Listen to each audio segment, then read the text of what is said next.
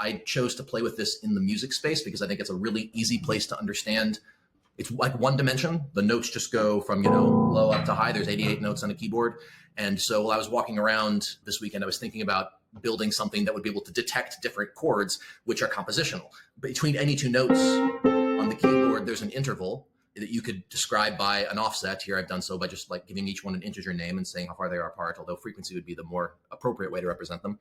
But if you could describe them all as an integer offset and any two notes have an interval between them, then higher level constructs like major triads or dominant seventh chords are constructed from assemblages of those intervals, and it doesn't matter what order they're in. In fact, you can spread them out quite significantly. Like a major triad in C with C, E, and G is still a major C chord, whether or not I put those notes very far apart from each other anywhere on the keyboard. I should be able to find that a major third between any two notes is modular, no matter how far they're apart. If they span that delta in modular arithmetic space, they're still a major third. And then a major triad is any set of three notes where there's a major third between the first two and a minor third between the second two, which is different from a minor triad, which exists if there's a minor third between X and Y, and then a major third between Y and Z. Those have the same components, major third, minor third, but the order in which they're structured matters. And that order is not the same as their order on the keyboard. It's the order of their relationships with respect to each other, picking one as the tonic. And again, when you give the data, the notes can be in any set, any order, anywhere on the keyboard.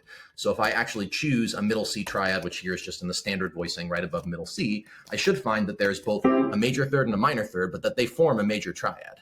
I'll run that and say, is there a major third? Yes, there is. 44 and 48, that's C and E. Is there a minor third?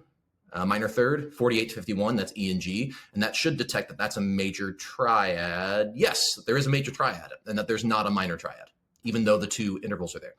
I can do this the other way and then choose a D minor triad as my next input set. And this one is not actually in the same order. This is an inverted triad. So I've got like a minor third first, and then a fourth up from that, which actually inverted is the major third that I'd be looking for. And so in that order, F, A, D, we should find that we still have a major third and a minor third, but that they form, in fact, a minor triad instead because of their relationship to each other.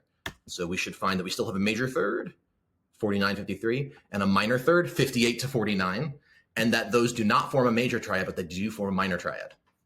Very cool. And you can continue to build higher level structures out of those lower level ones. So for example, a dominant seventh like that, C7, is any three notes that form a major triad, again, anywhere on the keyboard, plus the dominant seventh of that chord, which we could define as saying having a minor third relationship to the Z, the fifth.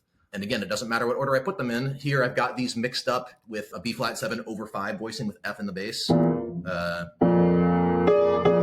far apart. And this should still find that even though those are way out of sequence and far apart from each other on the keyboard, that there is a major triad here, 40, 58, 37, and that they form a dominant seventh. So this was really fun to work on, but also if you have never played with Datalog before, it might be worth 30 minutes just to do a tutorial, because I think that this might be a really handy tool.